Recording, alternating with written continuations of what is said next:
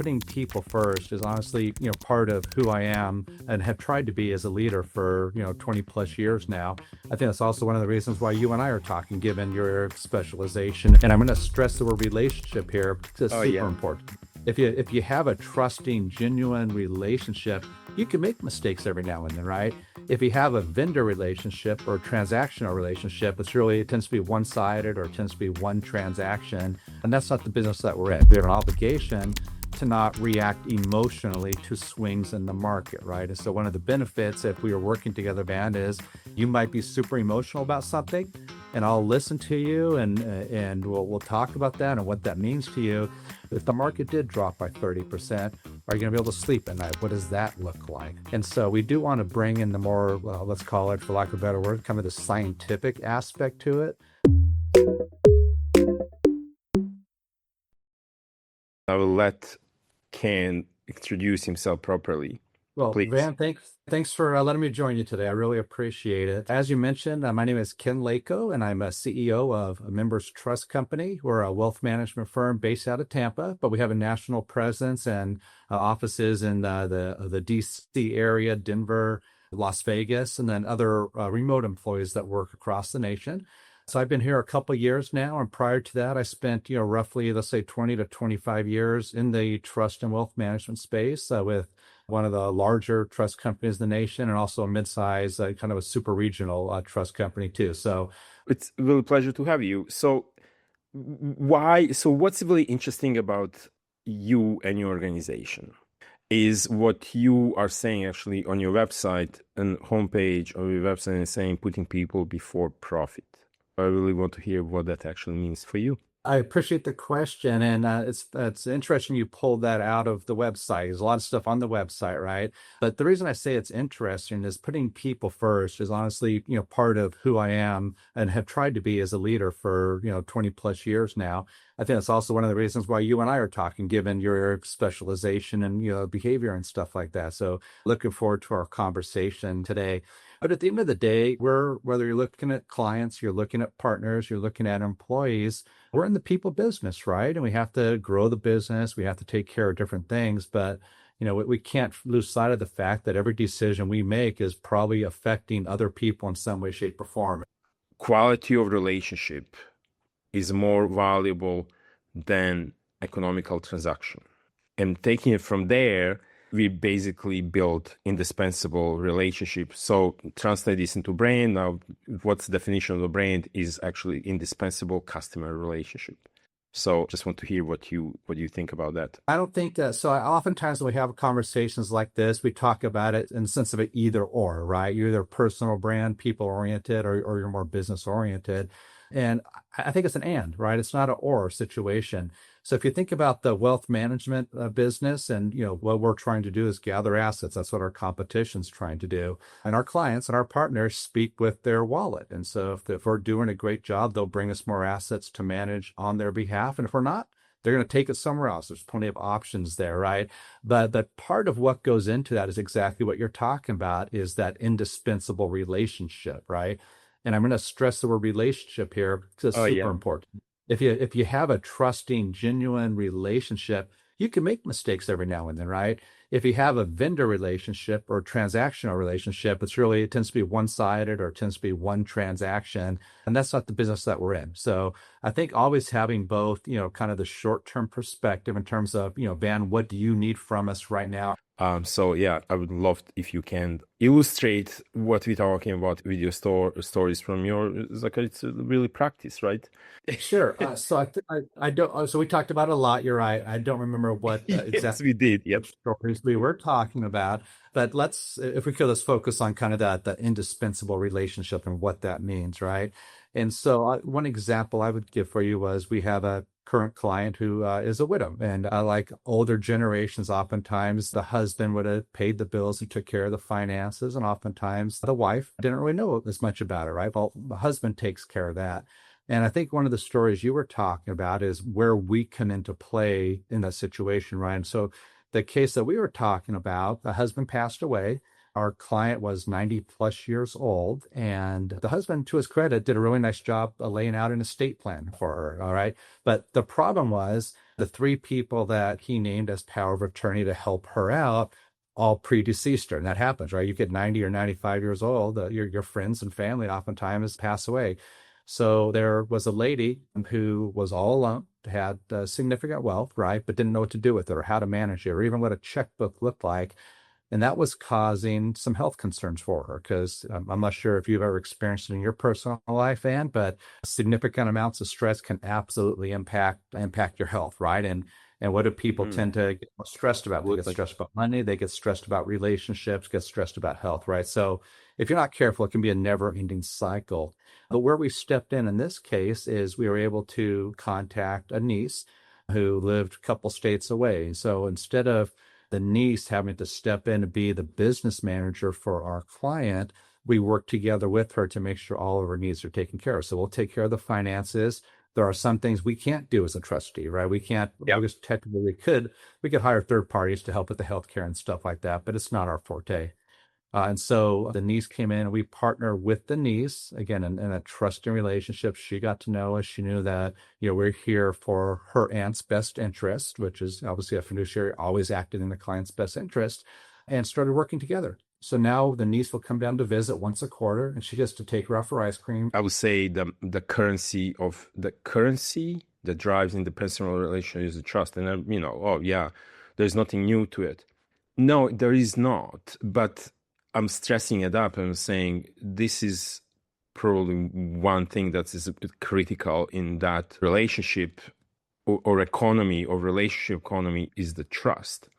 So I really want to spend some time really talking, zooming into indispensable relation, which I'm truly genuinely interested in. How do you build trust, not personally with clients that you just described, but how you build trust through your brain, like how that reflects in your brain, how those things. It's easy to build trust personal level with somebody because you're in a relation with somebody, an indispensable relation, but how you do this with the brand. So the mediums and the media that which we can get in front of people is changing dramatically. So let's go back 20 years, right? You had television, you had radio, and you have print advertising, right? But what do you have now? You got Instagram, you got Facebook, you've got TikTok, you have podcasts just like this. And so I think part of where it starts is really getting in front of the people that you're trying to work with. You have to know who you are and you have to deliver a consistent message. And so that consistency, whether again, it's what you and I are talking about, right? If you and I talk about XYZ, and then next hour I'm talking to somebody else and it's got a completely different story because it's not true and it's not authentic. Well, now we got a breach of trust, right? And so it takes a long time to rebuild that. So I think a lot of it does start with who are you? What do you stand for? What do you want to be and how do you want to show up? We talked a little bit about that last time, Van. You were owned by 46 credit unions. We're not a credit union. We're a for-profit organization. But the whole credit union DNA about exemplary service, highly competitive, low fees, and giving back to the community is very much a part of who we are. And so continuing to deliver that message and act in accordance with that message, I think is important. And so you'll see a lot of things I might write here and there is going to be along those same lines. What we're going to talk about today, and we talk about people first, like you said, it's just who we are. It's what I believe in as a leader, and it's who we are as an organization. There's anything else that is behind that curtain that you really consider in a measuring the relationship, right? Which is a relatively new things, right? Financial organization usually measure different matrix, completely different matrix, and they're famous for that. And I'm personally grateful for that because they do care about me. But internally, there's anything that actually really produce significant result in measuring trust. We can go out and hire or contract with third-party organizations to do that sort of thing for you. We're not large enough, quite frankly, to do that. We've got, several thousand clients. We don't have 60,000 clients. So it's probably the expense to do a national survey is probably not worth it for us. But what we do, Van, is we do partner surveys, we do client surveys, we do team member surveys on a regular basis, and we listen to the feedback. There's that saying, feedback is a gift, right? And so you can either bristle at it if it's not what you want, or you can take your advice, right? And is there some truth there? Is there something I need to adjust? So we do surveys, and we do them on a regular basis, probably more so with our partners than anything else, because a lot of our business is driven through third-party partnerships. And so we do a lot of those surveys. But then there's also, it's not really a way to measure it, but if you're a good leader and you're in the details of your business and you know what's going on, you kind of know it when you see it, or know it when there's something missing. And you get that because of the phone calls you're getting, or the complaints, or the accolades you're getting, and stuff like that. So just constantly talking to people. What is it that you are, or advising, if you will? So a lot goes into that question there. So let's start with what we're experiencing. And actually, before I get there, let me give a quick plug for professional asset managers. Okay. And so one of the reasons why I think people of wealth should be working with the members trust company or someone else is exactly what you said. So we have not a tendency, we have an obligation to not react emotionally to swings in the market, right? And so one of the benefits, if we are working together, man, is you might be super emotional about something, and I'll listen to you, and we'll talk about that and what that means to you. But at the end of the day, I'm probably going to bring more objectivity to the decision making, which is, buy, sell, do whatever you want to do from an investment perspective, than most people would with their own personal wealth, right? And your personal wealth and what you're investing is very much important to us. We want to come alongside you and work together on it. But there's not as much built-in emotion when, I'm talking about somebody else's money as with mine. So we can take that step back, right? And we can be more objective and help make informed decisions. Now, with that said, your question really gets to the volatility. There's been some big swings, right? One day we're down a thousand points on the Dow, and the next day we're up 1,000 points. What's unique this time, and I don't know why, given your studies and your experience, you might have a better handle on it, but clients aren't reacting like they did 10 years ago or 15 years ago with the great, if we are seeing any shifts at all, I would say a slight shift to watching their liabilities. So a little bit less in terms of borrowing or taking risk, and a slight flight to safety in some cases. But whether or not you can attribute that directly to the volatility or attribute it to aging demographics, it's hard to tell right now. But it's been we're seeing, quite honestly, quite a bit of stability now. Some of that might come from who we are, right? We're a fiduciary asset manager. We preach and we act diversification. So our clients aren't seeing quite the swings that someone with a concentrated position might be seeing in their portfolio. I would love to dig into it and find out more about why is it happening. What are the social norms that really drive that behavior, and or what is that was different this time around? I have something that's really interesting me personally.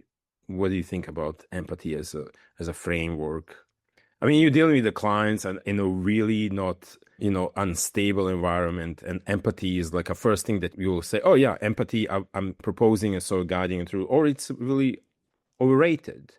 Is it better way to guide conversation, more fair conversation toward the clients is with the compassion? We should say compassion is a higher order of kind of mindfulness toward others, or there's something else that we should maybe develop. You and I have talked enough that I think, my position is empathy cannot be overrated. Okay. I think it's incredibly important. It's going to get back to something I just said. We're dealing with real people with real issues, real problems on a daily basis, right? Or how would empathy impact what we do as a wealth manager in the investment space? Is you have to listen, you have to understand where they're coming from. And if you don't, you're not going to get to a healthy place. But you can't let that drive the entire conversation. So, as a professional, we want to ask the questions and help draw out from you, what exactly are you feeling? What are you experiencing? What are you seeing with the market doing what the market's doing, or whatever else might be going on in the world, right? But on top of that, though, we want to overlay that with whatever financial plan we have in place with you. We want to talk to you about your risk tolerance. Well, Ben, if the market did drop by 30%, are you going to be able to sleep at night? What does that look like? And so we do want to bring in the more, let's call it, for lack of a better word, kind of the scientific aspect to it. Don't let our empathy and our emotions drive what could be really good decisions. But again, we can't divorce ourselves, and we can't just ignore what's going on in your personal life or whatever the challenges are, because it's part of who you are. And so I think we have to address it and bring it out in the open. My first formal leadership job at a large organization was, I guess, 2005. I took over a group, and I could not tell you, Van, what my sales goals were that year, or what my revenue goal was that year. But if we had time, I could absolutely pull out 3 or 4 conversations that I had with people that were working for me and that we were working through some coaching and it had a positive impact on their life or their family or their, their income level, whatever it might be, and how that changed them as a person or the response that they had, that truly showing up happier, showing up more fulfilled, more energetic in the day because they're having levels of success and different things they didn't think they could succeed in, right? And so I think back, Stephen Covey, right, says begin with the end in mind, one of his habits for success. And I can tell you in 10 or 15 or 20 years, when I'm on a porch and retired on a rocking chair, I'll be thinking back to those human interactions. I'm not going to be thinking about what was my sales goal. Did I meet my sales goal back in 20,000, 2010 or something like that? So I just think, recognizing that it's all about people. It's all about how we're adding to their life is an important part of that. But to your point earlier, it can't be at the expense of business because we got a job to do, right? We're paid to do a job. We're paid to deliver results. Yeah. But in my mind, you can't get past the people alone if you're going to be truly be successful in the business world. What are the behavioral patterns that among clients that you're recognizing today? Except one major trend that you just mentioned, that people are more cool or emotionally stable in this really unstable market today. Sure. There is anything else? Or do you I have would say, insights on why yeah. it's happening? I don't know about insights into why it's happening, but I'll share with you. I mentioned a little more calm this time than we've seen in the past. I would say if there are shifts in investment philosophies, we are definitely seeing more of a flight to safety as opposed to risk, right? At least with the average consumer out there. If you look at different demographics, the younger age, or they're all about not all about risk, but they have a lot. Their time horizon allows them to take more risk and everything. That's an important part. But then the other part of it, when you think about just the world in general, age and demographics, and you think about the enormous wealth that is built up with the whole baby boomer generation. And you've heard the term, the great wealth transfer, right? Or so there's estimates up to, 75, 80 trillion dollars is going to be changing hands over the next, call it 5, 10, 15 years or something like that. And so what that is doing, that is driving, in my opinion, a little bit more focus on financial planning, a little more focus on estate planning. And as we've been talking about people, a lot of advisors out there in the industry are really making it a point to talk about extended or successive generations and leaving a legacy and what that means. So we are seeing people be a little bit more thoughtful about what their wealth ultimately will mean out there in the environment. And so whether or not that is just a function of people getting older or if it's a function about other things going on in society, I'm not sure. If you look at, as we're talking right now, just this week or the week before, there's some news about Bill Gates and the enormous wealth that he's going to distribute over the next 10 years and close down his private foundation, right? So when you see that, someone like that is going to, donate or distribute $200 billion, I think, or something crazy was the number. Explore the gap between opportunity and risk in building investments today, business and brand, how that function.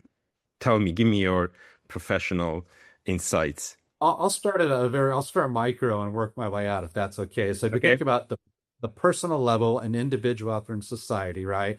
There has been enormous amounts of wealth in America built with concentrated position or concentrated ideas, right? Now, is having 100% of your wealth in Nvidia stock or Microsoft stock or whatever the best thing long term? Probably not. But even as a professional who preaches diversification, I can't deny the fact that a lot of wealth has been built in concentrated positions. And so, depending upon where you are at different stages of your life, you either will want to or you'll need to take greater risk in order to have that greater return. So that's kind of the micro level. Risk is part of our daily life, right? Now, if you zoom out a little bit, you asked about the gap, right? And if I'm not mistaken, the gap you're probably talking about, Ben, is that gap between here's the risk, here's the reward on one hand. Here's the reward on one hand, and what is it going to take to get there versus here's the risk and here's the downside, right? And so how do we close that gap? I think all organizations are different. All leaders are different in terms of their risk appetite. I'm very fortunate. We have a small organization with a tight leadership group. So if we're looking at a new product or a new market or a new initiative or idea, we literally will get three or four, maybe five people together, talk about the pros and cons, and we have the ability to enact a new product or a new service or a new solution very, very quick, right? As long as it stays within the appropriate regulatory environment. But a lot of that is driven from leadership. And do you want to take a risk, or do you have to take a risk? You have to consider your downside too. And so if I'm going to invest, just to make up a number, let's say I want to develop a new business line, it's going to cost me $1 million, right?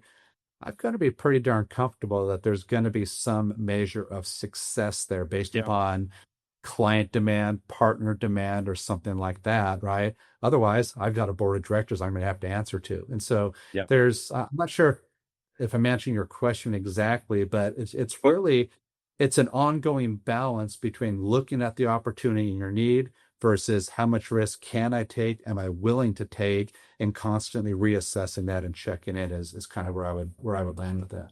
I will ask another question, probably is a little bit more blunt. In considering with geopolitical changes, economy, and incredible technological advancement, acceleration of technology, what do you think? It's not what we feel, is it's that the opportunities are higher than the risk. Specifically around technology. So, and maybe it's because of where I am right now in our evolution. When you say technology, I'm thinking about as a company, as a leader of a company, how are we going to leverage technology? What's it going to cost, and how are we going to build it out? And coincidentally, we're actually going through that right now, Van. And so there is a huge price tag if you want to be a leader of the pack in terms of technology, Yeah. how it's serving clients, how it's automating parts of your business and stuff like that. The price tag is significant. And so numbers are shocking. It's truly, we're talking multi-million-dollar type projects and stuff like that. And so if you're going, as I mentioned before, if you're going to invest in that, you really need to be clear about why you're doing it, where you're going with that, and how it's going to impact your business. And, so your earlier question was how you're going to kind of close that gap. Part of that has to be an assessment of your return on that investment. So if I spend $1 million or $2 million on this system or this AI project or this whatever it might be, I can't do it just because it's cool and latest and everybody else is doing it, right? I need to clearly understand how it's going to apply to our business and how we're going to leverage that and how we're going to get the most use out of it. Because I think a lot of organizations will get the latest and greatest technology. I think CRM systems are something wrong. I don't think any organization that has a long-term view can have a strategic plan in place that does not include use of technology and leveraging technology. And so as I mentioned, that's something we're going through right now, is exactly how far, how deep are we going to go on that? Because you can't just keep hiring people every time you have a new, I can't say every time I get 50 new clients, I need to hire another person. The economies of scale just don't work that way, because we're all facing, I'll use in business, right? Healthcare or employee benefits go up like 15% every year, and we have no control over that. And so we have to find other ways to take care of our partners, our clients, our employees through technology. I think is going to be a big part of the future. And the last thing that I really want to ask you is just a little bit personal question. Is like, well, not really, but is a critical thinking not enough today, or we really have to start thinking more scientifically? I don't mean to sit on the fence, Van, but I look at that maybe a little bit different than the question was interpreted. Okay. So let's think about people again, right? We all have different personality styles that we're built in, right? Some of us are more detail oriented or more analytical.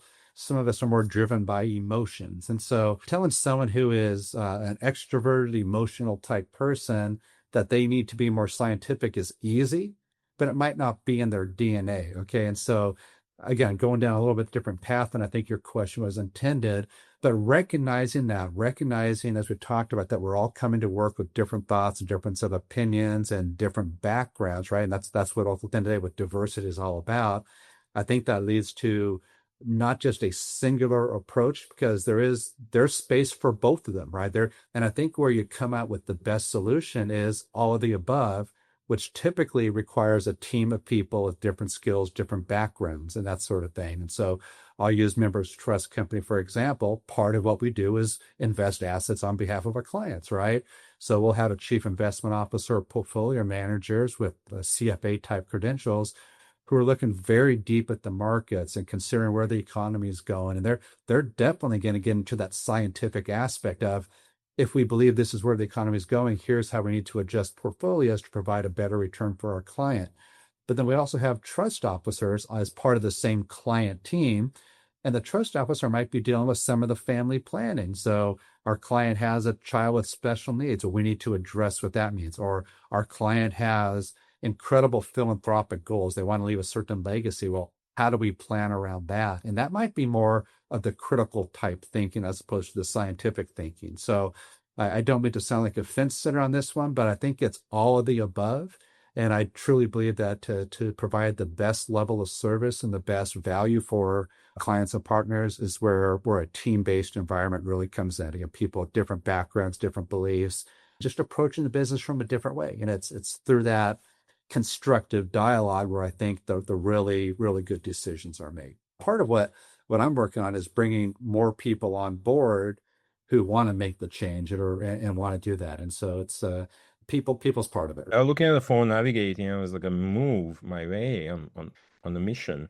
So, what does she study, Ken? She's in theater, so she'll be going to the Tisch Oh, School. right. She actually wants to be amazing. wants to be a director. Actually, is her passion. So we'll see what Amazing, happens. amazing. Yeah, I really like that. It's a creative, right? So, Ben, a good example, we talked a little bit about intentionality of building relationships or indispensable relationships. I was reminded of that just recently with one of our partners at Members Trust Company. And the first time I met the CEO of this credit union was probably, let's say, 12, 18 months ago. And because of circumstances, I had to call him about some fee and some financial issues. So, talking money is probably not the best way to start a relationship. But you have to do your business. And so I have to tell you, the conversation took a turn for the worse really quick. And I got off the phone and I'm like, I don't understand it. I've been on conversations just like that 100 times in the past.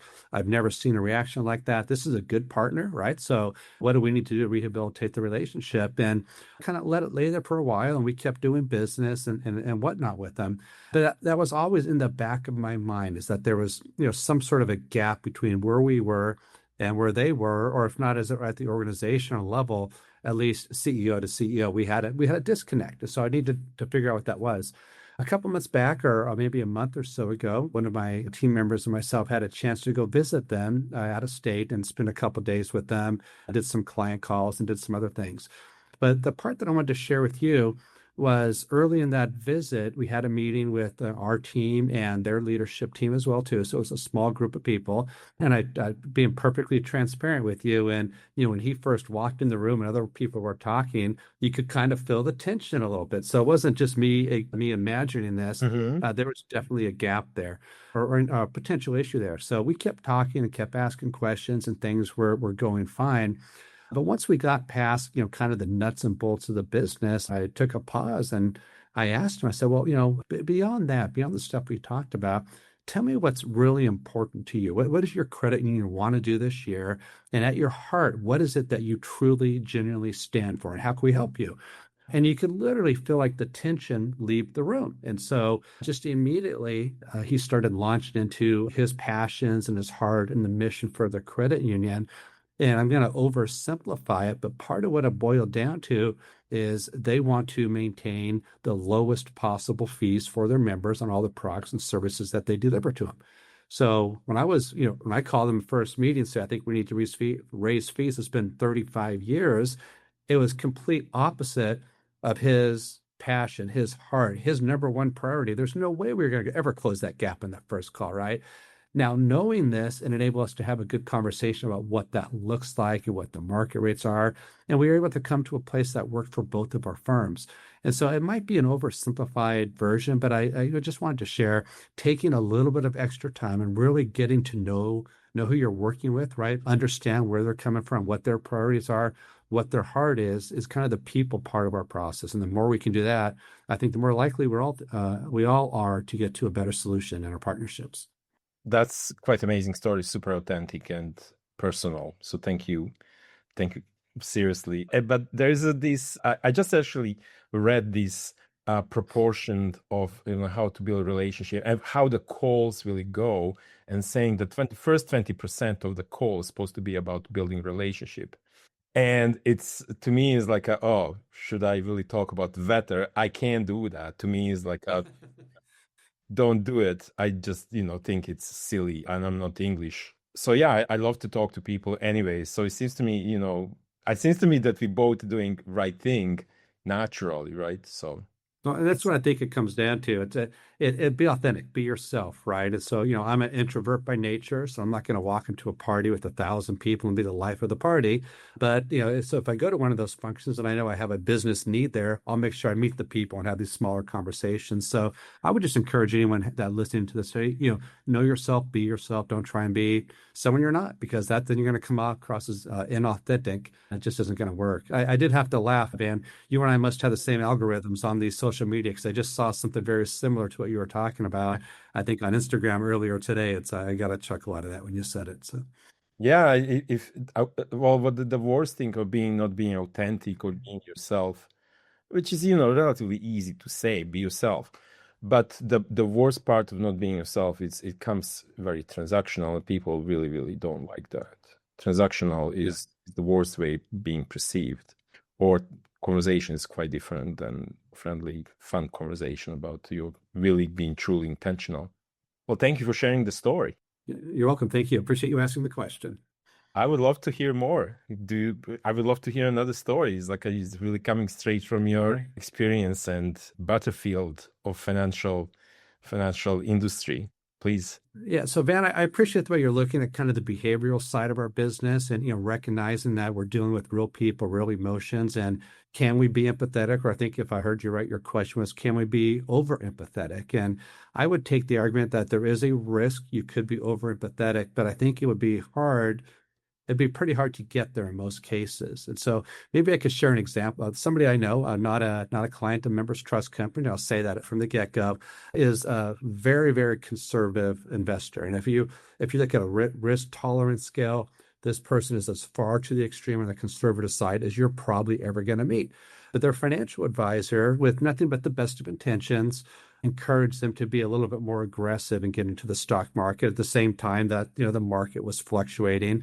And to the advisor's credit, we can sit here all day long and look at the time horizon. If you look at a time horizon, you look at the stock market over 10, 11, 12-year time period, there's always positive returns. And so sharing with a client that, hey, long enough time horizon, everything's going to be just fine, is a true and accurate answer most of the time. But what wasn't taken into account here was the extreme conservative nature of this investor. And so they got in, lost a little bit of money initially, and I don't remember what percentage it was, but let's say 3 to 5% on some major market swings over a period of weeks.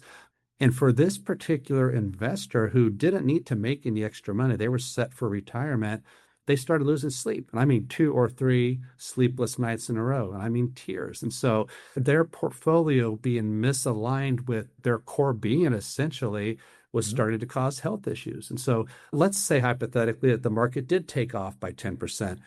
The gain that this person would have got out of the 10% doesn't outweigh that 5% drop that literally started causing them health concerns, right? And so you need to take it all into account. And as we talked about before, know your facts, know highest and best use of your clients' funds, and all that stuff. But I just don't think when we're dealing with real people and their money, it's not our money, it's their money, we can't ever overlook the fact that we have to take into account where they are emotionally, with market swings, or where they are emotionally with, their kids or their children or their grandkids, whatever else might be going on in their lives. Because at the end of the day, in most cases, that's what the money's for, right? Is to help support the family and provide a better way of living for them. Very interesting. That way you taking it out and how you professionally wrapping it up. It's quite remarkable. Thank you. Yeah, well, I will put a bow on that one. She was fortunate that the market did rebound, got her even, and she was able to go back to something she was more comfortable in. So sometimes it does work out okay, but there was no need in this case, as I mentioned, to put this lady through that stress. Yeah. I mean, it's deeply psychological, and it's inherited coming from our evolutionary period of time where we, value the losses by far more disproportionately than the gains. So that's what it is. And it's really hard not to do that. It's a powerful force that's driving us. Absolutely. Which is like a cornerstone of the behavioral economics and behavioral science, loss aversion. It's a powerful force. Agreed. Please continue. Tell me. Okay, you want to talk risk reward in business and everything? Yeah. Okay. All right. So, as we've been talking about a little bit, Van, everything we're doing affects people. And I think hopefully part of what you've heard from me is, my leadership style is definitely putting people first. And so I would say, any decision I make, in fact, any decision that most CEOs and leaders of businesses make are intended to help the organization move the organization forward. And 99% of the time, absolutely do the right thing for employees and people that are impacted by those decisions. But that doesn't mean that in doing so, there isn't some risk involved and that we have to account for, both in terms of financial and people. And so the example I wanted to use here, if it's okay, when I first joined Members Trust Company, the industry was in a little bit of a shakeup on one hand, and then specifically at Members Trust Company, because some of our largest partners sold their business to somebody who was really a competitor of ours. Members Trust Company was in a very unique position. So the model that they had for 35-ish years before I came was a very, it was at risk, I guess is the best way I could put it, right?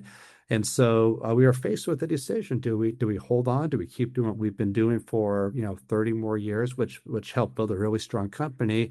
Or do we take a step back and say, well, what do we need to do to build strong for the next 30 years? And if we change things, there's a risk there, right? Because people get comfortable. They're used to you working a certain way.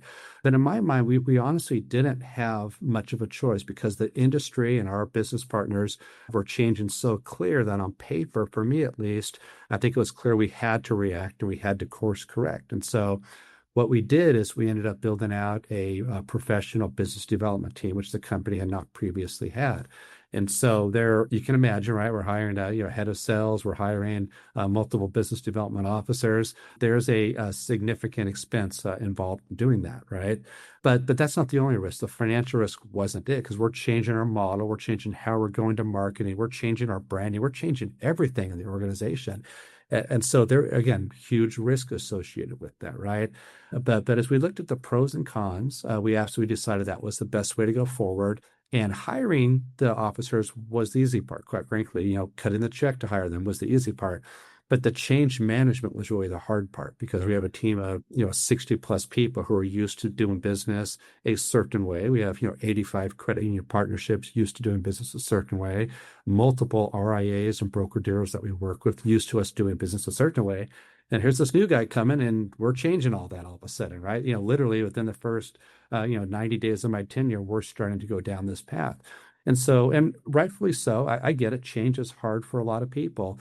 And so it did cause concern for some people, until that concern probably carried on during a year. Because if you think about it, when you hire a new sales team, it takes a while to build relationships. They got to get trained. They have to know the products and solutions and everything you're offering. So the ramp up time in terms of their productivity did take longer than we thought it would take, which caused the people who were a little bit nervous about the change to begin with to get even a little bit more nervous and maybe question some of the decisions that were being made.